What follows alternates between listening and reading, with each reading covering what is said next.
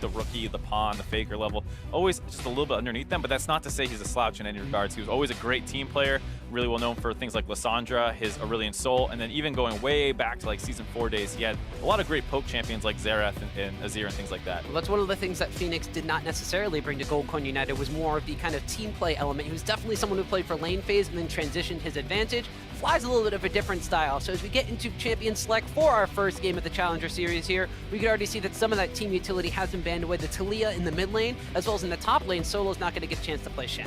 A lot of globals or semi-globals are meta right now. You talk about the Galio, the Taliyah, the Shen, all this stuff flies around the map trying to make odd man plays. A lot of that getting targeted out right away. Both these teams are pretty well coordinated in their map play, and that's kind of what separated them from some of the other teams in the Challenger Series last split, so no surprise to see those taken out.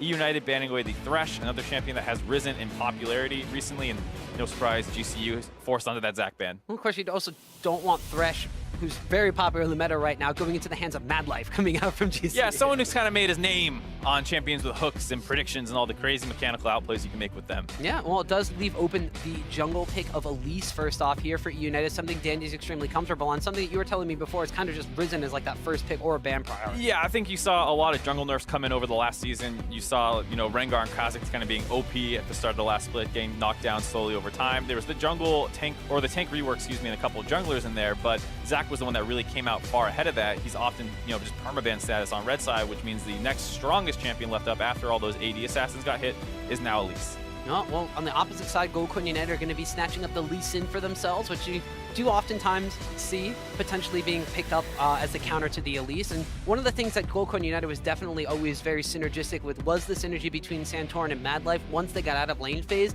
it was really that core duo of them being able to be mobile around the map, place wards down, and put them into the successful siege situations. Lee Sin's extremely mobile and has a lot of wards on his side as well. I think that's one of the things you could sometimes over the course of the last split criticize Santorin for, was being a little too slow. He famously had a Rengar game where I don't think he ulted for the first 20 minutes of the game. Lee Sin, you need to make a little bit more action happen because he does tend to fall off in the late game.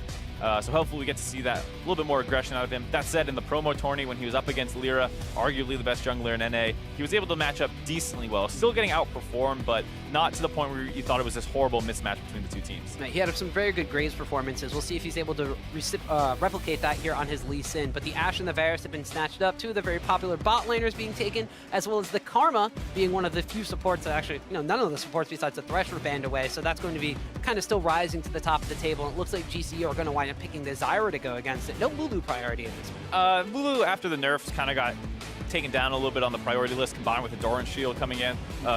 People are just less susceptible to poke a little bit, so when you combine that with the nerfs, she's dropped a little bit below Karma for a lot of people's priority. Zyra has stayed up for a lot of people just because she has always been this annoying laning champion, so as long as you're not in a potential all-in matchup where you're potentially against things like that Blitzcrank we were talking about, as well as Rakan and all these other things going up in priority. If you end up in the poke situations between the Karma and her, generally Zyra a little bit favored. Yeah, now we see a lot of the top lane bans being thrown away. We already have the Galio and the Kennen being targeted away, as well as the Shen in the first ban phase. Now we're really seeing both Gold Coin United and eUnited kind of hanker down on that top lane pool here. The Renekton being banned away, as well as the Fiora. This is very interesting because Licorice was one of the standout players from the Challenger split last time around. He was a very heavy tank player, but since then, he's bolstered his repertoire of champion pool, and he's ground up a lot in solo queue. Well, I think that's the thing, is that even when we talked to eUnited last split and they were talking about Licorice and we said he's a tank player, they all disagreed and thought that he was a carry player and known to them for things like Rumble and things like that. So, like you said, finally hitting rank 1 in North America, spamming Fiora as one of those champions. They're actually the ones who banned it away this time, but it is surprising to hear like this kind of transition in the player. When he came out initially, it was all about the Maokai and things like that, the Shen. Now trying to get a little more proactive, a little bit more carry potential in his position. Well, we do wind up seeing that the Gragas is being picked up for the side of Gold Coin United, and with the Lee Sin already locked in, that means it will be going to solo up on the top side of the map. Gragas, very powerful tank in the top lane, and we'll see what the response is going to be from eUnited, because as we mentioned already, top lane champion pool has been pinched very tightly, although one of the ones that slips through actually is the Kled. Yeah, you talk about the potential carry coming in for Licorice here. Kled, a great champion for that. Doesn't dominate 1v1 matchups, but has a lot of gank set up, teamfight utility in the mid and late game, and then once he gets a little bit ahead, he is extremely good at pressuring lanes. So against the Gragas, he's probably going to need some help out of Dandy to get that matchup really going in his favor. So top side going to be pretty interesting to watch this game. Well, it just kind of plays into what we were talking about with the eUnited. Dandy's going to have the one to really make things happen on the map, and there's not going to be a whole lot of proactivity coming out from the mid lane either, but the Vladimir being locked in here by GBM. Very safe laner, scales eventually into the later stages of the game. Not the biggest playmaker in the early game. No, mostly you're looking to hold on, like we talked about the Doran Shield coming in. He's a champion that loves starting that early on. You farm out for your first couple levels. Once that Q cooldown gets a little bit lower, you get your first item purchase off. He becomes extremely sticky in lane, hard to force out of there, and then he starts farming up. And once he gets that proto belt, then he can start making the plays. But you see GCU going with the Kassadin to counter it. Yeah, so they're going to be a bit of a farm matchup themselves. The Kassadin, of course, will be a very powerful late game kind of split pushing threat. You do end up having the Gragas on their side as well, who can make those cross map TP plays, potentially setting up for a little bit of, well, the challenger favorite of a 1-3-1. Yeah, a lot of people running the 1-3-1, not just in challenger, but around the world. This time around, GCU doesn't quite have it as well. You obviously are not as happy with the Gragas splitting, but you can obviously still do that. And then when you're going up against the Kled and Vladimir, they are definitely going to be interested in doing that, as well as with the Varus going for wave clear duty mid. But like we said, pretty stable bot lane matchup, mostly utility AD carries. Top lane is going to be the position to watch with the Kled versus Gragas, as well as hopefully getting to see GBM get up there, or excuse me, Dandy get up there a little bit. Yeah, there's a lot of pressure on the top side of the map and a lot of proactivity in this jungle matchup. This is game number 1 that we're going to be able to show you guys of the 2017 Challenger Summer Split. A rematch of the finals, eUnited on the blue side, Goldcoin United on the red side, and as we heard from Santorin leading into this game here, he and Dandy are going to be ones that are going to be the players to kind of watch to get the ball rolling in this one. They're both on very active champions. Santorin's looking forward to facing off against Dandy this time around, and we're actually really excited to see what Dandy's going to do coming off of his stint from VG Gaming. He was one of the highlight players in Season 4 with that Samsung White roster that looked unstoppable at Worlds, he being a key playmaker with Mata over the course of their time together. Now in North American Challenger Series, and you hear that a lot with some of the Challenger Series names recently. They seem like these, Mad Life being another one, these legends of Korea coming over here to compete. So lot of fun to watch these days in the Challenger Series. Yeah, he's not the only one that's made it extremely far in a Korean tournament. Fly, as we mentioned, almost made it to Worlds in 2016, was stopped short in the finals by the Rocks Tigers, stopped short in the regional qualifiers by Samsung Galaxy. Both of those teams took them to a full 5-game series. You have Mad Life as support position, and GBM, who, while his reputation may precede him, last time we saw GBM, he wasn't necessarily the carry player. He wasn't necessarily a standout performer for the side of Energy. He was a little bit more of, he had a lot of damage percentage, he had a lot of resources given to him, but he was not a very proactive player. So I'm going to be very interested to see what he's actually changed about his play style coming back to the NACS. See that kind of annoying top lane invade on the Raptors. You know your jungler, enemy jungler is starting there most times, so you get in there, try and steal away a chicken or two, hopefully deny some of that XP away. They are relatively easy and safe to steal, so Licorice grabs one, being a little annoying for Santorin on Lee Sin. And this mid lane matchup is one that was extremely important for how the series played out between these two teams in the spring final, excuse me, because Phoenix was clearly individually better than Fox, and when Gilius came to gank, he was actually able to survive a lot of those ganks 1v2, and that was the big thing because he was such a dominant player, and eUnited relied on getting snowballs around mid lane. When he was able to survive those, nothing gets going from their team. This time around, both mid laners are not nearly as aggressive as the previous two, so the identity of these two teams and how they play out the early game is going to be completely different, despite a lot of the names being the same. Almost 31% of his team's damage and 32% of his team's kills is what Phoenix had for Goldcoin United throughout the Challenger split in the spring series. So Fly's got some big shoes to fill for himself here. They've already gone down 0-2 against Tempo Storm on Wednesday, who they themselves have redone a little bit of their roster. So Goldcoin United, the story before was we expected these guys to be like the Cloud9 Challenger going into Spring Split last year, and they were expected to just roll over everybody in the Challenger series. And they took a lot of time to get going. Of course, they had Mad Life with his visa issues. The lineup took until about week 2 or 3 to actually kind of all come together. And then slowly but surely they went ramped up until they almost made it to the NALCS. We were hoping they would take that momentum and roll with it here, but you know, they're already 0-1 here in the Challenger series. Yeah, but they did have some changes, like you said, with Rikara and Fly coming in now. And, you know, Lokodoko, the coach of the team, had tweeted out that he wasn't super concerned with the slow start. They started slow, like you said, last split, and they're more focused on improving over time. So this is a great time, or a chance to prove that you are getting better, bouncing back from that 0-2. Early on, you see Zyro with that push advantage going in, getting some vision down, helping support Santorin on those Krugs during his invade. Meanwhile, Dandy on the top side doing the mirrored path. Yep, so a little bit of counter jungling going down between these two junglers. They haven't actually met themselves face-to-face in their opposing side junglers quite yet. But you did mention that there's a little bit still they have to ramp up and a little bit still they have to prove on the side of GCU, but the same kind of goes on the side of eUnited. These guys are a core of 3 strong rookies who had 2 veterans that were kind of teaching them the ropes, and we heard from, Deftly and Zazel saying that pretty much Gilius was the brains of the operation, and they followed him even sometimes to a fault in their shot calling. Well, now they're the core of the team, and they're bringing in 2 more veteran players who are a little bit more inexperienced. I don't think GBM and Dandy have actually played together with each other, so the core of these 3 players are going to show that what they took in the spring split and took to the promotion tournament carries over here. And so far, Deftly and Zazel being pushed in a little bit here by the bully lane of the Zyra and the Ashe. One of the strongest bot lanes you can get on the side of GCU. Constantly pushing that in with Santorin hovering around down the bot side. It's a little scary for Dandy to make his way down there to try and relieve some pressure. Instead getting vision on the top side, and then once you have that vision on the top side, well, I don't see him up here, he's got to be on the bottom somewhere. So the side of United's bot lane is not even trying to push up and contest that wave that much because they know the map has been split by the junglers. And while the junglers have split the map, looks like United have gotten a little bit of an aggressive shove in the mid lane. We did see Fly going back a little bit earlier on and utilizing his teleport to upgrade to a Corrupting Potion in addition to that Dark Seal start you see on Caston. Does wind up landing the slow though, coming out. Does get a little bit of damage back onto GBM. Both junglers though were on opposite sides of the river of mid lane, but both of them deciding to recall, so no more aggression in the mid. Fly has already gone back once, purchased Corrupting Pot with his Dark Seal, so able to get some of those favorable trades. And he, like you said, mostly looking to farm out. Both of them are, but Caston, especially come the mid and late game, able to hop onto some of the back line of eUnited here. Definitely going to be probably not having his most fun game. It is not very fun when you can't really run away, but the first time we're going to see Santorin find Dandy, it's going to be a blind face check into that brush, and the blind monk has to ward hop back over the wall. Dandy getting the best from level 5 to level 4 currently.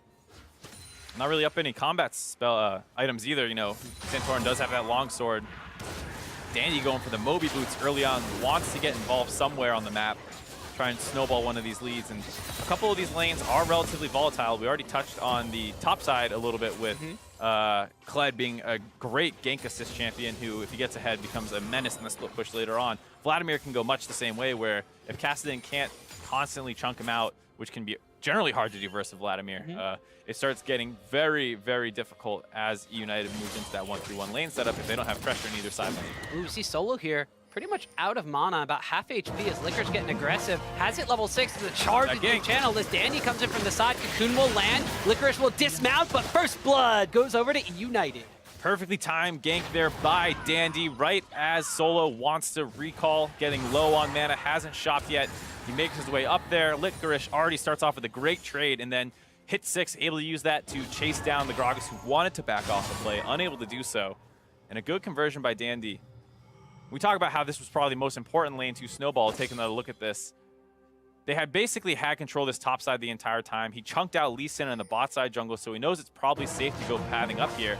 And good communication between the two. Licorice saying, I can start this dive off. Pled extremely good at that, gets the dismount, drops turret aggro, and a very clean first kill on what we're hoping to say is a little bit of a new look eUnited here with a little bit more focus on that top side carry, with Licorice hitting that rank 1 in North America in solo queue. Yeah, the previous play style for eUnited's top laner was he was very good at using the teleport play when Gilius was making something happen in the middle or the bottom side of the map, but he was pretty much relegated to tank play on the top side, only really participated in teamfights by utilizing that teleport. But this time around, on a more carry-centric champion, he gets the first successful gank of the game from his jungler in Dandy, and we'll see if he's able to wind up utilizing that advantage quite effectively. He still does have teleport on his side, as though Solo does as well. We see a Hemo play going off and a flash forward from GBM, trying to get the damage out on the fly, but did not look like that Tides of Blood connected quite as much damage as he wanted to. Able to trade flashes there, though. It's fine for Kassadin, given the fact that his ultimate is basically a really short range, short cooldown flash. So overall, a nice attempt on the all-in. Did hold on to that ignite, so not completely committed to it. Wanting to chunk out for some pressure around the mid lane, and they get it, dropping more vision in that bot side jungle. As Licorice continues to try and bully up on that top side.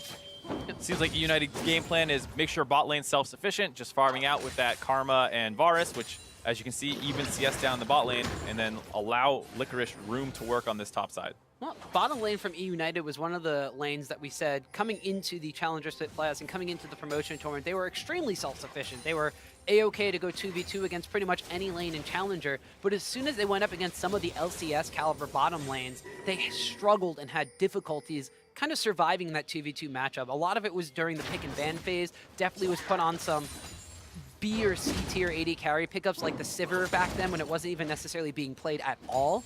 Although when he does have these comfort champions like the Varus, like the Caitlyn, like the Ashe, he has been able to go toe-to-toe. And against Rikara, who, as we mentioned, was on GCU, but did not necessarily have the starting job going into the promotion tournament, they seem to be A-okay holding their own despite being shoved in under tower. Relatively even in CS, nobody's died down there.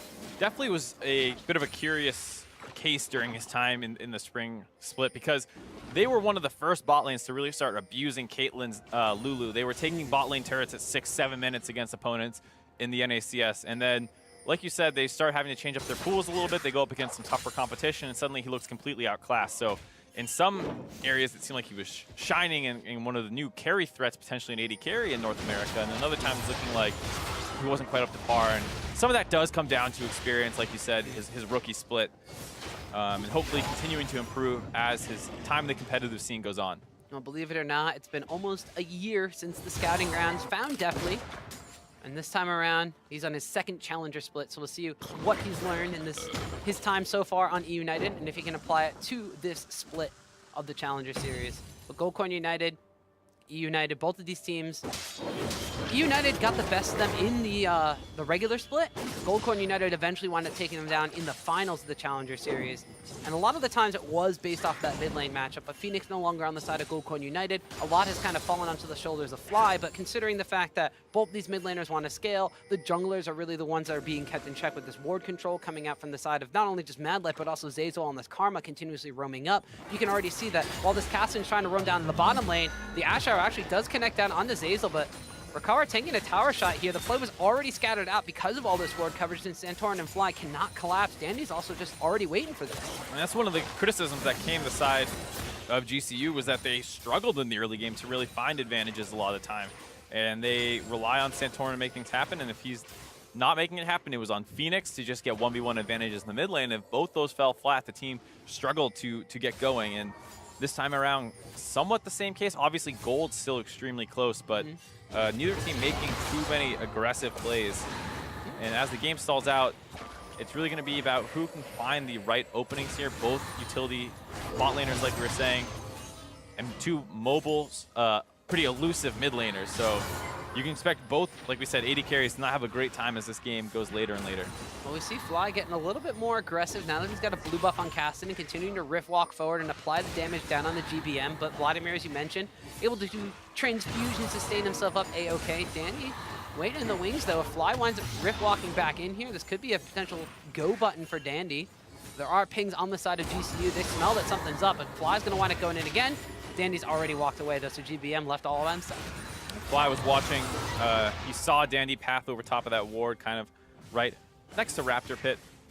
So he knew that there was no longer a counter gank waiting for him, goes in for the trade. And that's one of those things that can kind of tilt your other team, is they feel like they're camping, waiting for this opening. And then as soon as you go in, it's right after they had left. So hopefully United knew that there was that ward there, and they instead going for a wraparound gank. This time Dandy running all the way down to the bot side. Fly going to try and make an escape, but he's been teleported on. And Licorice is already there, but Santorin's already in the jungle as well. Mad Light flashes over the Dragon Pit wall, but it's going to be the top lane and the jungle from eUnited collapsing on top of him. Dandy picks up a kill on Mad Light, but they're separated from the rest of their team. Dandy's going to go down, Licorice is dismounted, and he's going to fall as well. 2 turnaround kills picked up for GCU, but they're not done yet. GBM trying to pull in, the Tides of Blood goes up, but a kickback from Santorin knocks him back into his team. GBM goes down, and now it's just a bot lane duo from eUnited against the entire team of GCU. A 3-for-0 on the side of Goldcorn United. eUnited starts that one off with the teleport play, and then they get a little split on their focus. Licorice's ultimate locks onto Mad Life, who flashes over the wall, and instead of letting him go and trying to collapse on some of the members that were still in the jungle, they're going to go way too hard chasing into that Dragon Pit. So as this starts off, we said Dandy was spotted on the bot side, wraps around trying to get the gank off from the top side. Fly is caught out of position here, and you see the ultimate target Mad Life, and instead of wrapping back onto Santorin and Fly, who are caught in the middle of the entire enemy team, Licorice and Dandy go over the wall, chasing that Zyra, and now put themselves in the middle of the enemy team. And so while they're able to pick up that first kill, now they're stuck in the Dragon Pit. Those two go down. United thinking that they can maybe go aggressive here. GBM does find a really nice ultimate on multiple members, but Just a little too squishy, not quite strong enough yet, not at that proto belt. He gets dropped as there are so many members of Gold Coin United low, but not quite able to do it, and this could start putting Cassidy over that edge, having completed his Rod of Ages now after getting a kill and 2 assists. Yep, it's also got 4 stacks on that Dark Seal and a pair of boots to match that, but GBM gone back, picked up the proto belt off of that. We saw Santorin barely living with a sliver of health through the Ignite from GBM, but now they're going to be targeting down to Fly. Danny is here, the Cocoon winds up missing. Fly's going to wind up running to the waiting arms of the rest of his team, coming up from the bot side of the map. Santorin and Madlife have roamed up to support him there. Madlife and Rikara having pressure for the most part in this bot lane the entire game. And now they're moving up in the jungle together, trying to find some pickoffs, getting a lot of deep vision. At some point, they're going to try and roam down and make this kind of global play. There's no teleports available, but they do have the Kassadin, who is much more mobile, able to hop over walls and make a short beeline path to this bot turret. And eUnited senses that pressure, senses the bot vision control, and they're going to have to give this turret up now. Yeah, well, we mentioned the fact that one of the strengths of Gold Coin United was the warding synergy between Santorin and Madlife, and that still seems to be a very strong suit for them. So they're going to want to get in the first tower gold in this game, taking down that bot lane, giving all the solo gold to Rikara. But as we saw on the top side, eUnited are not going to just sit back and wait for this to happen. They're going to try to trade it off by having Dandy starting to solo that Rift Herald, while Santorin is going to solo himself an Ocean Drake. So it's still going to be a 2 objective for 1 trade in favor of Gold Coin United. Lots of objective trading, but overall the right decision. You're not really going to be able to make a opening to get to that turret and defend it, and even if you do, it's still going to get lower and lower and lower, still getting chipped down. So instead, they kind of ditch it. Dandy paths up to the top side, grabs that Rift Herald, wants to find an opening for it. Potentially in the mid or top lane are the most likely ones that he's going to be looking for, but he's in no rush right now. You have that buff for a little bit before you decide where you want to drop it. And that kind of puts a little bit of the pressure onto eUnited. Not necessarily pressure to do something, but they have the Rift Herald, so they are going to be the ones that want to try to make a proactive play. Gold Coin United, on the other hand, we talked about, sometimes they struggled in the early game. They weren't as proactive or as lane dominant as we thought they would be. They didn't go around just crushing people during lane phase and getting early game advantages. They kind of waited until the 15 to 20 minute mark to really get going. Now that they have an advantage, our question is normally, how do they transition this? It looks like now that they have kind of a little bit of a wait pattern now. They wait for that Rift Herald to get some, and they see where the lanes are going to be assigned and try to attack whatever lane that eUnited offsets. And for the most part, it's going to be on the back of Santorin and Madlife. We talked about their synergy previously, still here in the new split, and you already see a lot of the action hinging on where these two go. Even that fight at Dragon was off the fact that Santorin and Madlife were pathing to try and cut off that teleport play, and eUnited selected the wrong targets to go after here. Once again, moving in for bot vision control, and this is where they have their pressure, and this is where they want to keep pushing it. It's hard to make a play up on that top side, where Licorice is handling solo 1v1 a little bit. And eventually, they either want to bring their bot lane up to Fly to pressure GBM on Vladimir, who's not great at line wave clear in a siege situation, so they can look for that. Or they can keep trying to push in this bot lane, find vision for Fly to make his way down to the bot side and hopefully get onto Deathly. Yeah, and they still have Rikara's Ash Arrow to wind up catching somebody out of position if they're trying to de-ward the jungle or just trying to move forward in pressure on the map from the side of eUnited. So Gold Coin United, very strong setup, and now I can kind of see why Santorin was saying that he really wants to face up against Dandy.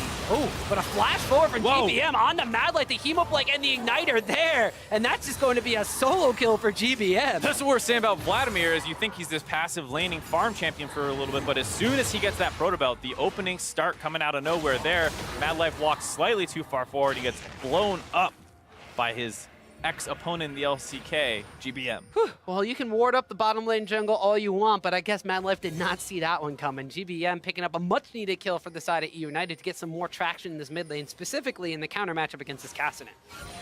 He's probably going to have to be the one that deals with Cassidy if he wants to get into a split push kind of scenario here. It's Fly continuing to put pressure down on the mid lane. And that's what we talk about with Vladimir being one of those champions who wants to stay even or ahead of the game. Some things can play okay from behind, something like a Varus. It's okay if you fall behind, you wave clear, you farm with your Q.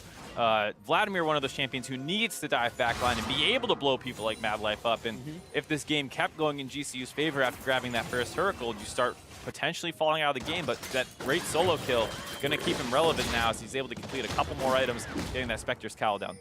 Meanwhile, Licorice and Solo on the top side of the map, continuing to trade blows back and forth, despite the first blood being picked up for Dandy with the assist going over to Licorice on the top side. not all too much has really happened in this Kled versus Gragas matchup. We see a Black Cleaver completed for the Kled in addition to his Tiamat. He got extremely early on, but we saw the Gragas going for the standard kind of triple Doran's Ring into tanky items, the Ninja Tabby being picked up. Now the Sunfire Cape means he's got a giant effective health pool this Kled's going to have difficulty cutting through. Licorice will be able to keep doing it, though, slowly over time, given the fact that he now has that little bit of shred. Solo very tanky. Most of them focus on wave clear duties. Not 100% sure where everyone's playing around necessarily. And you see the mid laners, we talk about this 1-3-1 setup, now move down to the bot lane after they completed a couple items. And Dandy had the Rift Herald starting a timeout, had not really found an opening to use it. Going to drop it now in the mid lane, but GCU's all over it. Going to be hard pressed to find an advantage with this objective. Going to go slightly to waste. Yeah, it's a little bit of a different look at the 1-3-1. The 1-3 Rift Herald 1 versus the 1-3-1 setup, but GCU had an advantageous spot in this game. We're just going to be able to focus that one down, and this may be one of the saddest Rift Heralds I think I've ever seen since it's been changed. I've seen some sad Rift Heralds. Most notably the one where they just dropped in the top lane to go alone. I forget who was against in the LCS, but they just killed the Rift Herald who was topsided with the 80 carry. They tried to siege 5 mid, 4v5. It was ugly. It was ugly, Tom. I'm somewhat suppressed it. I can't even remember the teams. I thought that was a Dignitas versus Envy game. Ah! I'm just bringing out the bad memories for you. Let it go, Tom. That's okay. We now have this as our new memory for a bad example of the Rift Herald usage, although it was going to timeout, so it wasn't like they planned on using it that way. For sure. And you say maybe there would have been a better timing after they got that pick off in the mid lane with GBM. eUnited showing that there's still room to improve early on in the Challenger Series. These guys have not been together super long, as well as the fact that there have been some major patch changes from when these guys really last played competitively together. So both teams having to get used to all these changes.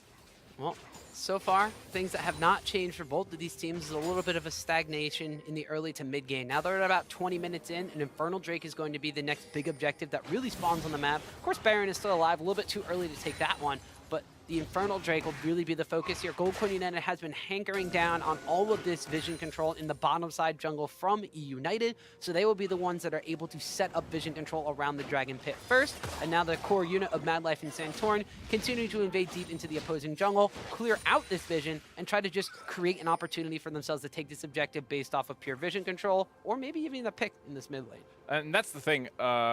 Where we talk about both these teams having 1-3-1 setups and stuff, they're also both good team fighters. This is not a Fiora in the top lane, something that just wants to split for eternity until she ends the game herself. Kled is fine getting involved, teleport flank, having that ultimate to find targets, even sometimes going straight up the middle, able to speed up everyone behind him. Oh. So eUnited has a lot of openings potentially. Dandy almost gets caught out there by the Zyra. You talk about that vision control playing into the pick style that these teams can look for. Obviously, some great chain CC if Mad Life can land a root into Ash Arrow and maybe a Lee Sin kick. I mean, it's Mad Life. If that was a hook, you would have hit it because it's a root. Danny's able to just duck out on that. Somehow line skill shots are totally different. Completely different. I mean, one of them is a hook and one of them is plant roots. I mean, come on. I mean, to be fair, he was also pretty crazy on things like Lulu and other supportive style champions. There's that famous clip of him knocking someone out of a Thresh Lantern with his own ultimate. Some really highlight plays out of Mad Life. Zyra a little bit less flashy, but he's able to get the job done still, zoning away a lot of eUnited from being able to contest this dragon. They're going to completely give it up, focus more on clearing out waves, and Goldcoin United slowly grinding eUnited out of this one. That's what happens when you can't necessarily see where you're going to be going, so Goldcoin United able to take that objective pretty much for free. Although it is not increasing their gold lead, it will generate huge advantages for them, adding the percentage of AP and AD onto the rest of their team. As you mentioned, slowly grinding down on what eUnited is going to be doing in this matchup so far. It also puts their scaling Kassadin, who will be split pushing on the bottom side of the map now that he has almost half of his Rod of Ages stacks charged up against this Kled that it looks like eUnited is going to be sending down to the bottom side. Only going to keep trying to move each other around. You saw Gragas had just itemized a lot of armor. This time finally picking up his Abyssal Mask now, recently renamed. So he has a little bit of MR, but he's obviously still a lot heavily itemized towards armor. So if you get the Vladimir versus him, he's going to be good in that matchup. Licorice will be doing decent against Kassadin, has a strong all-in threat, kind of sticky, but Kassadin's pretty strong. So you're going to see potentially both teams moving their side laners around, trying to find small advantages where they can. And in the meantime, the junglers and support's going to be teaming up around the mid lane, but it seems like that pre-existing synergy of Santorin and Mad Life has been getting the better on eUnited. All right, this is where this playstyle of Goldcoin United is a little bit more superior to what eUnited is trying to be doing with Dandy. We saw Dandy and Santorin have a different approach to the way they're playing this one. Normally, you think Elise and Lee Sin both going to be extremely aggressive junglers. They split the map up in the early game. They play things a little bit differently. I see you. I'm smiling because Santorin he's playing Lee Sin, but he's still Santorin. So well, there's different looks to Lee Sin. The Meteos Lee Sin that you sometimes hear about, where you're a lot more about using your mobility and skirmish potential to track the enemy jungler and try and hold them down in their playmaking themselves, which is a totally viable strategy. It's just not necessarily what you always expect when you see a Lee Sin, because you think crazy ganking and invading, and it's more about control style Lee Sin. Well, that's one of the reasons why I guess Santorin was so excited to play against Dandy. We heard him just at the beginning of this matchup saying that he was really looking forward to playing against Dandy, and we see the clash of those styles. Santorin all about tracking where Dandy is and where he is not, making sure that his lanes are safe and that Dandy's going to be shut down. Dandy went for those early mobility boots on Elise off of his first blood. He was able to pick up one kill in a team fight around the Dragon Pit, but he hasn't really been able to get a lot of traction going since then because of this ward vision, this ward control being put down by GCU. And Elise a little bit faster of a farmer than Santorin or Lee Sin as well, so no surprise to see him with that small advantage here. GCU tries to pull the trigger mid lane, a little telegraph, but that's the thing is you are fine throwing out the Ash arrows. Actually, you gotta be careful though if GBM's gonna be coming over the wall there.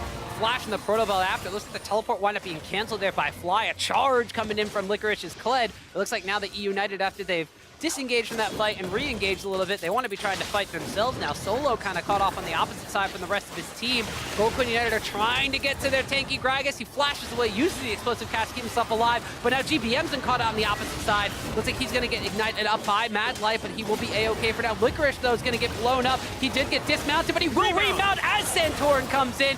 GBM's going to get rooted as he tries to come in, but pulls through the Stranglethorns, but Fly has now arrived. The exhaust is worn off of him, and with everybody's health bar so low after all of that fighting, nobody dies. That's what happens when you have a lot of slippery champions in the game. Licorice gets extremely low, gets the remount. GBM can heal a lot and go untargetable with his pool.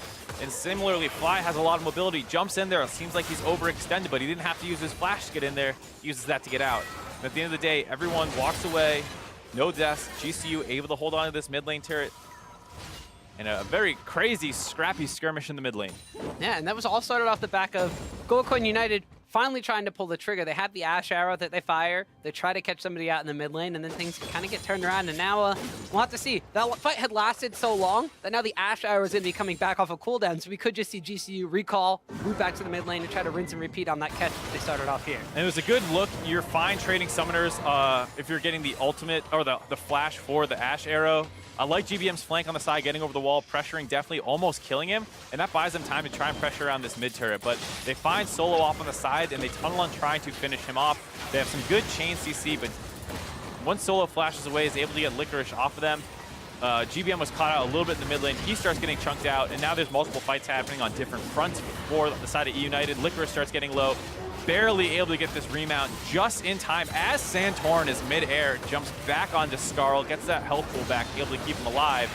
And then Fly was a little out as we come back, and Santorin's now caught. Ooh, yeah, well actually, he looks like he was catching Dandy out in his own jungle here. Nice Fly's repel. going to go over the wall, but the repel to dodge out the damage. Zazel's here to give him the shield, and now Fly, he's caught outside his enemy base here. All right, let's see how slippery you are, Casson. You got 5 men around you. All right, well, he goes forward. He winds up finding Zazel. A flash over the wall from Dandy. The cocoon stun will land, and GBM and Deftly are there to finish off the kill. He's slippery, but not that slippery.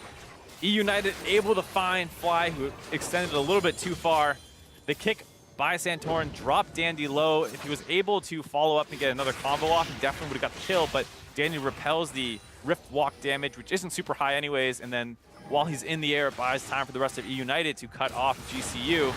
And now, with the mid laner down, eUnited is going to try and rush this Baron. Still a lot of options available for GCU. They have every other ultimate available but Santorin's kick. Yeah, it looks like eUnited might be using this one as a bait. The Kled charge is available. Everybody's ultimate is pretty much up. The explosive cast gets used. The charge is there onto Solo. Dandy trying to land a cocoon. Will wind up finding the Gragas. Virus still has his Chain of Corruption available. The Zyra Stranglethorns go down, and there's the Chain of Corruption. They lock up on the Gragas. He's super tanky, but he will go down. GBM, meanwhile, Protobelts into the backline, forces GCU back. They pick up another kill on the side of eUnited. Good restraint shown out of eUnited there, not hard committing to the Dragon. And a bit of a brute force, but that's what their comp is able to do. They have a lot of go buttons. The Karma can speed everyone up. Licorice as well. We talk about how Kled is great from the flank, can also just be used to charge right up the middle and speed his team up. He gets Varus in range to lock down the tank of Solo. They burn him down, and After that, a little too low to go back on the Baron, so they settle for the Ocean Dragon instead. Take another look at this one, and I like the way both teams playing. Solo just uses ultimate to mess with people and try and disengage, but it puts them a little bit too far forward. I don't think he wanted to split it quite like that, and then Licorice is able to speed up. Definitely, you see, just getting in range there to follow up with a chain CC onto Solo. So great Kled usage there, even though he didn't get the furthest charge you've ever seen. It was enough to speed up the rest of his backline, which had just been separated by the Gragas ultimate. Right, they're able to collapse down on top of the Gragas. It was one of those situations where eUnited was pretty much like, we're not going to wind up finishing this Baron, but if they don't contest us, we get it for free. Goldcoin United's kind of like, they can't do this. Like, we can just poke them off of it. But the Kled charge being able to go through the explosive cast, and like you said, speed up the rest of his team to catch up, which is really good usage. And although Goldcoin United still stopped the Baron, they only lose one member. Now eUnited were able to reset, get that bottom lane tower down in addition to the Ocean Dragon. They're first for themselves, but now Solo buying time for Fly to kind of come in here and try to take down Licorice. Taking a lot of damage and a lot of time here. Licorice looks like he might eventually go down. Flashes away, does use the pocket pistol, cannot remount in time. Fly is going to Rift Walk after for the kill. Licorice almost able to get the remount there. If he does, he might be able to turn it back onto Fly. In this case, not quite able to do so. They pick off Licorice. Solo still has his teleport, so they're able to pressure up 3v4 a little bit around this mid lane. They grab their last outer turret. Get that gold lead back up to about 1,500 now as Solo continues pushing down the bot side. Fly is recalled and reset. And that's just the power of having the casted in a split push matchup as opposed to the Vladimir, because while Vladimir doesn't have teleport, Castin has the Rift Walk to move around. Castin, a lot more single target damage, a lot more pressure at pushing towers as well. So while Vladimir's on the top side to respond, ooze a chain corruption and a cocoon miss in the mid lane, they weren't able to get the same amount of pressure down on the opposite side of the map because Vladimir throwing blood at towers does not deal a lot of damage. That was very close. If either of those CCs hit, you see GBM off the flank, you would have come flying in over the wall, has the Protobelt and the Flash available. Probably would have been able to find some kills. But since both those CCs don't connect, GCU back away safe. So eUnited now, without some of their own engaged tools, as the Chain of Corruption is down. Licorice, however, has respawn, has his charge still available. Goldcoin United have been able to kind of reset the map a little bit. They're taking down that mid lane tower, so they have all three outer towers down on their side. So vision control has been the name of their game so far. They've got all the outer towers out to start pushing in and putting down more forward pressure, forward vision control, and trying to contest these inner towers against eUnited. And you see it's getting a little hard for Fly to deal with GBM at this point. Just Vladimir doesn't necessarily outscale, but he does outsustain in the side lane. So Fly has to repeatedly trade very aggressive to avoid letting GBM sustain off a the minion wave or anything like that. Because if he does, he'll start getting forced out of lane. If he trades aggressively, he might be able to hold him. But otherwise, it's going to go in GBM's favor. And you already see down the bottom side now, Licorice has gone back, picked up a Guardian Angel for himself, so a little bit more damage on that item now. In addition to the Titanic Hydra and the Black Cleaver. A lot of tankiness on the side. In case you missed it, that is a Guardian Angel. It does look a little different now, given the fact that it has AD. They felt like maybe it should look like a weapon as opposed to a vest. So it makes a little bit of sense. Same thing with the Abyssal Mask, which is just the Abyssal Scepter. What a new fancy icon. It makes a lot more sense now. And a new name. Yeah. Guardian Angel did not receive a new name. Just did not. Just new image. That's true. So the Abyssal Scepter, holding a staff, potentially not the most protective item, unless you're a wizard. It could also be protective as well. Yeah. Unlike a chain vest, you can't really make that aggressive. Like, have you ever been slapped with a chain vest? You get body slammed, that would hurt. Maybe that's why it was a tank item in the first place. But now we see GBM and Fly just going toe-to-toe in the top lane. The Ignite actually going down on the Fly, but Santorin's joined up with this one. Both teleports are being channeled. GBM's buying so much time. He saves the pull for the absolute last second, but Fly's going to trade his life for that of GBM. Everybody has kind of joined the fray in the top lane, and it's gone a little haywire. Santorin barely makes that alive. Licorice is going to get dismounted. That Guardian Angel sword or vest will get popped. eUnited looked to potentially turn that gank around, but wound up losing 2 for the price of 1. And that's what we're talking about, the fact that Fly does have that all-in potential onto the Vladimir, doesn't have a way to really cut the healing, so it's still a little difficult, but Santorin able to back him up, gets to that fight first, as it's still Mad Life gets blown up once again, trying to get some vision control set up for a potential Baron. Danny waiting in the wings for him, he blows him up, deters any potential objective gain after that fight that went in GCU's favor in the top side. Yeah, that winds up being a 2 for 2, so with Mad Life down now, that means that Goldcoin United, despite getting advantages on the top side, lose the threat around the Baron pit. They were able to put a couple of wards down, but not quite. And this all started off from the fact that this fight in the top lane looked like it was just between 2 people, but soon everybody showed up. That's the thing is, so both these champions in their split pushing have different advantages. Caston is a lot stickier and more evasive in the side lane, whereas Vladimir has the sustained advantage. He opens up on the GBM, has the follow-up, walks a little bit too far away here. Should have been more in range to get a better follow-up. Small misplay by Fly, but he's able to get the all-in finish. Dandy shows up there to get the trade kill, and then it's just the fact that the bot lane of Gold Coin United was able to get in range first, pops a heal, able to keep him alive, and Dandy has a hard time getting involved. Kind of leaves Licorice alone on an island. He's going to go down. Even though his GA brings them back up, he gets dropped right after. You see the Ash Hour flying out just a half second too early to lock him up, but didn't matter because Licorice winds up going down either way. But despite after all that, we saw Mad Life getting caught off, so it was still a 2-for-2 trade, and that still means the gold counts are relatively even. 34 minutes into this game, there's only been 13 kills. This has kind of been a little, I would say, a typical GCU game from last split. Definitely a little slower in the early game than it should have been, but now that we've crested into the mid and late game, people are starting to make more stuff happen. The map's more opened up, and like we said, a lot of mobility, a lot of engage tools. People keep trying to find their openings. This time, Solo kind of caught off by himself, surrounded by eUnited, might try and either run away or turn this slowly back as the rest of his team's collapsing. Looking like he's prioritizing trying to run away instead. Yeah, the rest of eUnited, they're being a little bit careful. They're going to try to catch up the remaining members of GCU trying to meet up with Solos. Licorice pops the charge, but the team is a little bit far behind him. Now Licorice going to get turned on to. Does keep his health bar healthy enough that he will not dismount from Skarl. But Solo's still on the opposite side. In the meantime, they're just buying a lot of time for Fly, who's already split pushed down the bottom lane tower. Licorice got to cancel his recall. Yeah, we talk about the fact GCU also has the teleport advantage so that they can group up Solo if they need to. Licorice follows, and then GBM nor Licorice can match Fly in the bot lane with that teleport advantage. And with that Lich Bane completed, he actually does a lot of damage to turrets, able to take the inhibitor turret 35 minutes into the game. 2 towers taken with barely any response from eUnited besides maybe the Scuttle Crab they took around the Baron Pit area, but they're going to lose all of that vision control as well. Even the Scuttle Crab will expire as Gold Coin United sweep in. And you mentioned the gold was even. Now it's slightly in favor of Gold Coin United. They've gotten some global gold on their side by taking down those 2 towers. And now they're looking to be in a little bit more of a position. They can threaten an open inhibitor with that double teleport advantage. GCU have a lot of options available to them now as the teleports are getting close to coming back up. Licorice wants to potentially find an opening on the Fly, but you can see some tricky plays now where Solo can make his way down to Fly, who's in the bot lane, or you can have Fly in the mid lane grouped up with his team helping push, and then rotate down to the bot side, try and find a pick on the Licorice and get the inhibitor. GCU no longer really needs to play around the Baron buff at all from this point on, which, like we said, has been the bane of a couple challenger teams so far.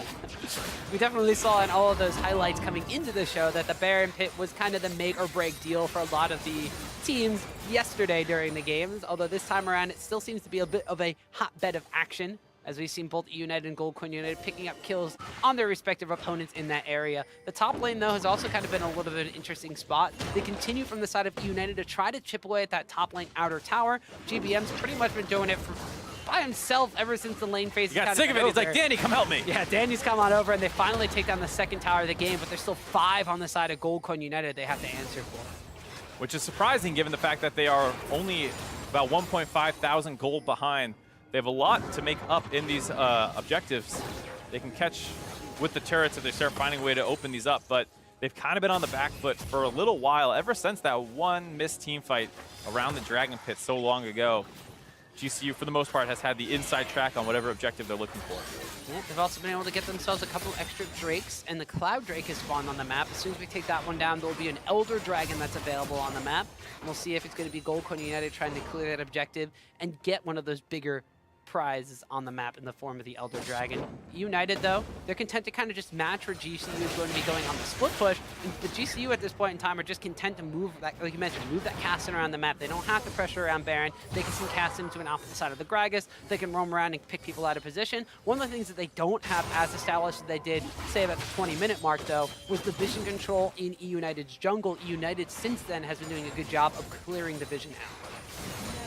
GCU has definitely struggled a little bit in the last couple minutes. The teleport's back available, but they still have Gragas playing around that top side. It's not really ideal because he can't stop and get pressure on the Vladimir 1v1. The fact that eUnited's still fighting pretty hard over vision around the Baron Pit means it's hard for him to push up even if he was able to. So he's not accomplishing much in the side lane. Like I said, I'd much rather see him grouped up with the 4-man core and then potentially threatening to come down to Castlin, or put the Gragas down there versus the Kled and have the Castlin roam, having a little bit easier map mobility with his Rift Walk. Looks like they want to put the cast in on the open inhibitor, but a teleport's being channeled now by the side of eUnited. They might be looking for Long a way to great go. ultimate charge. He's going to want it going in. Are they going to catch down to Santorin or Ricard? It looks like the charge range will not be long enough. So eUnited try to make a play happen. They're not Solo able on the to flank. Now they capitalize. get Deathly. They do want to catching on the Deathly, but he is going to be able to QSS that one away. Golden United now have a GBM on Santorin and Solo. It looks like there's going to be a bit of a split fight as Flies come on the backside here. Pops the Zunya's Hourglass to evade the damage coming out from Varus. Solo's taking up as much damage as possible. GBM is sustained tanking on that side as well. Flies trying to 2v1 the backline of eUnited and the other side of this fight. And Ricard's just walking in the middle of everybody trying to get some damage down. Flashes away from the Vladimir trying to pop him down. Fly But drop. Deathly has popped Fly. Now Solo's going to fall, and eUnited with the superior team fight comp, as weird as that fight was, winds up picking up 2 for none. Almost well played by Fly there. He was zoning around the backside of Deathly and Zeyzal. Tumbled a little bit on Zeyzal, not able to finish him off. And then after he goes down, the rest of the bot lane from eUnited is able to join up with the front line. I need to take another look at that fight to know exactly what they could have done differently to try to win that one for GCU. They disengaged the initial attempt very well. The Kled ultimate did not find a target. And then they re-engage with the Ash Arrow onto Deathly. They get that QSS out early, or the Mikhail, excuse me. And you think from there that should be favorable, but they did not ever really find a single target to lock down on. And now eUnited with those death timers still on the side of GCU start up this Baron buff. They got to be careful though. There's 15 seconds on Solo and 10 on Fly, and they both have teleport available, so they need to burn this one down pretty quick. It looks like they will be able to. Santorin might just be looking for a bit of a miracle steal. Lands the Sonic Wave. Resonating Strike goes in. They're stopping damage on the Baron, but Santorin's able to steal it away. Well timed, and you saw the rest of GCU actually helped him drop that one a little low. It was sitting around 1,800 health, and I'm pretty sure you saw Mad Life drop some damage in there. Ricaro as well, trying to help burst it down low enough to get in smite range of Santorin. He was able to give his life up and stall this game out a little bit more. We'll start things off, though, going way back to that initial team fight.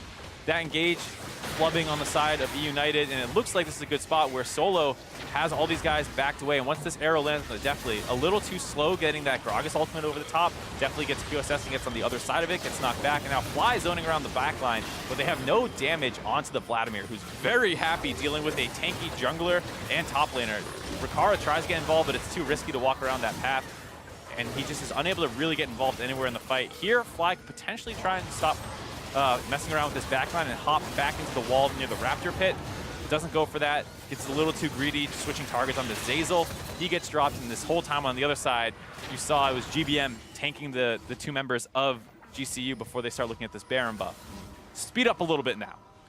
Yeah, this is actually eUnited getting a bunch of recalls down before even rushing back towards the Baron buff here. So GCU was able to put a little bit of vision control down and around this Baron pit area, but eUnited knew that with the respawn timers and the teleports available from GCU, they needed to make something happen quick, but Santorin was able to steal that Baron away, and now it looks like GCU are on the offensive. We see the Ash Arrow landing on Zeyzal. Santorin maybe biting off a little bit more than he can chew. Does wind up safeguarding away over to Mad Life, keep himself alive. Able to bait out the ultimate of Deathly, though. Not quite what you'd obviously want. With that Still Baron buff, important. It's an engage tool for eUnited. it is an engage tool down. You get chunked up. He has to go farm some honey fruit in the river, heal back up. It's good that he doesn't have to get a full reset off because they do still have this Baron buff on multiple members, and they want to pressure with it. Actually grab that bottom inhibitor and make the rest of the game a lot easier to play out. GBM, like we said, doing a good job stalling out in that lane versus Solo. Wondering if these lane setups are exactly what you want or not. We saw Cloud Drake going over to the side of GCU while we were in that replay as well. eUnited, though, we saw that they do have the ability to win a fight, even if GCU is the one that is able to turn it around on them. Definitely with that Maul of the Malmortius is one of the big reasons why he's able to stay alive against Fly. Once you want to get in that passive proc, he healed up so much, and now Fly getting a lot of damage done to him here by Licorice on this Kled. Now picked up a Maul of the Malmortius for himself, forcing Fly back away from that bot lane. Bear trap on a rope, just barely missed. If that connects, he might be able to find the kill. During this time, Santorin and Solo want to pressure up on the top side, but eUnited rotates up in time. Fly heals up, teleports back in, wants to open up onto this inhibitor. Licorice has not healed yet. They want to get something done while they have this Baron buff available. And actually, Licorice continuing the joust after. Does get dismounted from Skarl. The pocket pistol's there. Looks like the redemption will land, and Fly's going to get collapsed on by Dandy as well, but it will be the kill going over to Licorice. I didn't think these lane setups were right initially. Now I know for a fact you do not want to put Fly versus Licorice, able to win that 1v1 2 times in a row, also getting the teleport out. didn't even need to heal up. Dandy did come in to help him out, but at that point, he had basically already won the fight for himself. Well played by Licorice, showing why he got that rank 1 in North America. Yeah, and Licorice being able to say that this Kled was 0, 3, and 3 at one point. Now 2, 3, and 4, so coming into his own as we get into the later stages of this game. Baron buff's going to expire on the side of GCU. Just a couple of seconds left, and eUnited are now grouped up as a full force of 4 with Kled in the bottom side of the map as they are trying to look at taking down the last outer tower on the map because they still have this first ring of towers to crack from GCU's side. Yeah, like we said, eUnited has a lot of gold available to try and get back into this game. Fly not up for 10 more seconds, and then doesn't have that teleport to get involved quickly either. They finally grab the mid lane outer turret. Such an important objective in the game. Frees up a lot of map movements for your team, and during this whole time, Licorice working away down this bot in their turret as well. So Licorice gets his own little split push game going on. As you mentioned, Fly now on the respawn with this Cassidy. Might not be the one they want to send to match up against the Kled. United, though, with their 4 members strong still in the mid lane, are looking to potentially push down into this tier 2 tower, but they will catch on the Licorice using both of their global plays here with the Cassidy and the Gragas. He will wind up getting popped and dismounted as Danny gets knocked back into the fray as Rakara picks up a kill. Guardian Angel will proc down onto Licorice. He winds up getting the remounts off, and he's trying to stay alive, but he will dismount once again. He tries to get threats to his team as GBM flashed into the backline, but he's going to get rooted up. He's going to get ignited, and he's going to barely survive. Heals himself back up almost a full off of that Hemo Plague, and now it's him and Definitely turning this fight around. They burst out on the fly. GBM still had the Zanya's Hourglass available, so despite taking 2 down from eUnited, GCU have to turn tail and run. And this is the story of GBM. In his time in Korea was being a monster late game team fighter. That fight started horribly on the side of eUnited with Licorice getting chunked out, blasted into the team for Dandy as well. Those guys drop quickly, but as soon as everyone's grouped up, GBM shows he knows exactly what he can do on this Vladimir pick. Goes flying in there, huge ultimate, gets extremely low, but once that finally pops on all the targets, he heals up almost to full. And never felt like he needed to use his Zanyas either until the end, so basically turned that whole fight for his team. Unfortunately, off all that, didn't actually pick up any kills. No, he got 0 kills, but he didn't wind up dying. He didn't wind up losing out on the fact that he's basically stopped GCU from being able to do anything off of picking off 2 of his teammates in that entire fight. And I'm just a little flabbergasted at the fact that he didn't want it going down. There was Ignite on him at the same time, and he still healed that much up because of the 5-man Hemo Plague he hit. Pretty strong ability. I mean, that's why you usually see people get like 3-man Hemo Plagues. You're like, wow, what a big ultimate. You get that many members with that ultimate on, it's going to be pretty disastrous in the team fight. Also able to drop his Tides of Blood. A lot of healing coming in with his transfusion as well. So GBM getting pretty terrifying in these late game team fights. Yeah. eUnited has, for the most part, actually been playing better than GCU if you don't count that Baron steal. They won the fight, they lose the Baron, and then they win the 1v1 split pushes on both sides, and then they almost win that team fight after GCU starts out with a couple picks. So eUnited's 5v5 looking pretty good right now. Yeah, we mentioned a little bit after Champ Select into the early stages of this game that eUnited might be the ones looking to have a bit more of a better of a 5v5 team fight comp, where GCU might be looking to split push and utilize that double teleport advantage. They were utilizing it extremely well for the first 40 or so minutes of this game, but ever since that Baron bait, eUnited has gotten a little bit of a better of them. The gold count almost even up here, just about 1,500 gold in favor of GCU, but as we're at the 47-minute mark, that barely matters whatsoever. What really matters now is just kind of who's going to wind up coming out ahead in these fights. I mean, we have a lot of extra gold on Rakara's Ashe. We actually haven't talked about Rakara all too much this game. 3-0-3, kind of playing his part on this entire team. One of the things that we had as a criticism of MASH was the fact that he would oftentimes have very high farm scores, have a decent amount of damage, but necessarily wasn't grouping up with the team and wasn't that kind of utility player that they needed him to be in team fights. Rakara at this point, 513 CS, 3-0-3, a part of 6 of his team's 8 kills. Looking pretty good. And that's the thing about Ashe players. Actually, we see Solo getting caught out in this river a little bit. Yeah, Chain of Corruption landing onto Solo. Going to use his own explosive cast ultimate to kind of bounce that one out here at the eUnited. Looks to charge forward. These fights have been a little prolonged, but both these teams decide to disengage early from that. Just coming back to that Rakara point, if you're playing Ashe well, for the most part, you are not getting noticed, assuming your team is not relying on you to be the hard carry that game. Filling it mostly with ultimates and good positional team fighting, not getting caught out. Sometimes having a little bit of a struggle getting involved and finding a way to damage some people, but a lot of that also just due to the angle that his team is taking. In this game right now, though, eUnited has control of this river, but they don't have control of the mid wave. They're going to have to wrap back around here as GCU kind of starts running down mid. Going to be able to grab this inner turret, and it's a question of how much more they can get off of it. Yeah, so there's also that bottom lane inhibitor that there's a giant wave being stacked up here for GCU. They could rotate down to that and just take the open inhibitor pretty much for free. eUnited have to be very careful about backing away to defend against this one, but it looks like they will take the longer, safer path through their own jungle, and they will be able to defend, but they do lose that mid lane inner tower, and now that gives GCU all the time in the world to deward this Baron Pit area and continue to dominate in the Vision game. And that is why mid priority is so important in the late game. Just off that fact that eUnited did not decide to clear that wave, they lost the turret. And here, almost getting caught out of position, giving up that vision control around the Baron buff, not exactly sure where GCU was. And here you see GCU once again aggressively pushing and grabbing the minion wave first in the mid lane, showing that they have a good understanding of the late game macro in terms of what they want to do. GCU trying to cut the minion waves themselves. We did see that Asher just barely tickling the backside of Zazel, and it looks like that eUnited were kind of motioning down towards the Elder Dragon. This time around, GCU just continued to threaten to push up that mid lane, and now they back away back towards the Baron Pit area. Liquor's getting chunked out there by Fly. Chain of Corruption lands down onto Solo. He's tanky though, so it's not going to be a lot of damage onto the Gragas. Licorice, no Guardian Angel available, so if he dies here, it's not going to be a revive, and it's going to be a 4v5 situation. Because of that dismount, there's no charge available for Kled either. He can wind up going back and recalling, utilizing that teleport. That's going to leave 2 teleports still up on the side of GCU. So with Kled away and the teleport needing to be channeled, Goldcoin United are looking to use this opportunity to start up the Baron. Fly is on zoning duty. Goldcoin United get the teleport play, and they're A-okay to back away. And now actually might be looking to collapse on Liquor. So Guardian Angel has popped back up though. Fly knows he can't solo him, so he's got Santorin to help him out on the side, but eUnited are collapsing from the opposite side. Goldcoin United are split in this one. The blast cone over the wall there from Santorin as Dandy flies in the opposite direction. Now they're chasing down into Santorin and Ricard, who've gotten caught out from the rest of their team. Fly is recalling into the base, has teleport available to join up the rest of his team. Licorice now trying to catch down to Mad Light. Ricard has to wind up using the QSS to run away as well. Fly's coming back in the teleport, but everybody from GCU is caught out by eUnited in the middle of the fray.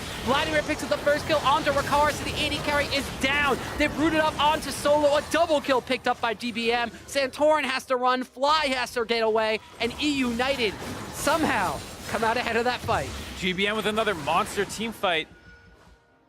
GCU is losing control of themselves when they see these openings. They have so much mobility available in the Kassadin and the Lee Sin that they think they can find a pick, but it leaves the rest of their team out alone, no longer having a great 5-man core. And then once eUnited is able to kind of survive that first pickoff attempt, GBN's able to find these monster engages, drops huge hemo plagues, and is able to win the fight for his team. And now with those members down, gonna try and end the game 5v3.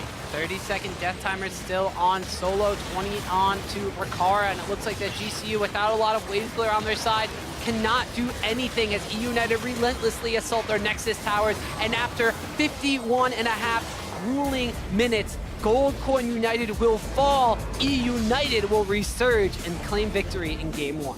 eUnited undefeated so far in the Challenger Series. Obviously only up 1 game right now in this best of 3, but a really, really impressive game out of them, given the fact that things did not start that well. We saw GCU was able to, despite, first blood going to eUnited, GCU won that first important skirmish around the Dragon area, and they had control for most of the game. They even were able to take an inhibitor turret just with their split pushing, but every time it came to 5v5 team fighting, GBM showed up huge for the team. Yeah, and that's kind of one of the things that we noticed throughout this entirety. It was Goldcoin United had really good team communication in the early game. They had a very solid game plan as to what they wanted to do, but when things stalled out to the later stages of the game and that Kassadin split push didn't necessarily work, they were able to take down an inhibitor tower, could never pressure the inhibitor themselves. They tried to get into these 5v5 fights and pick people off with teleport plays, but it didn't wind up working out, and eUnited had a little bit better of a team fight in the end. Yeah, I think the big problem for GCU there, like we said a couple times during the broadcast, was about their lane setups, and they understood that Kassadin was the strongest member on their team, and so they wanted to put their strongest member the furthest away from the rest of the team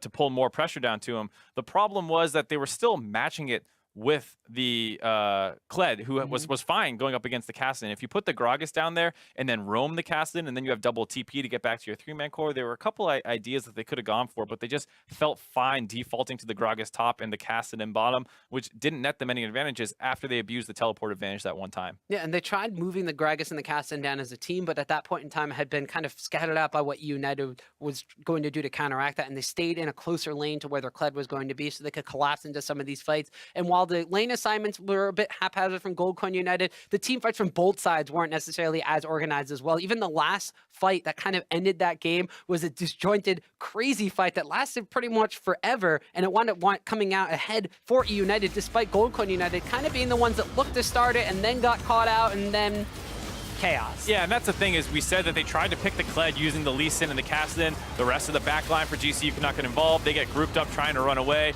and as they're trying to escape, that leads to a massive ultimate out of GBM here. Fly teleports back into the fight, tries to get onto Zay's, definitely, excuse me, but there's an exhaust waiting for him. He's not able to drop a lot of damage onto the back line, and after that, it's too easy for the rest of eUnited to kind of chase down, and even though they only got those 2 kills, that's all they really need to end the game. Yeah, and while it wasn't the reason why Gold Coin United lost that fight, it's a little ironic that as we were talking about Riccara being very solid on the Ashe, and the Ashe not being the big carry for the team, the one fight where he dies and gets 1 death in the whole game is the one that they lose the game off of. To be fair, he really doesn't have that much protection for him. I mean, he's got a Zyra, a Lee Sin, yeah, Gragas maybe to disengage. So if that Vladimir finds an opening to proto belt at your face, you as an Ashe are not going to have a good time. And you know, Riccara for the most part, one of his first games on broadcast here in the Challenger Series looked pretty good.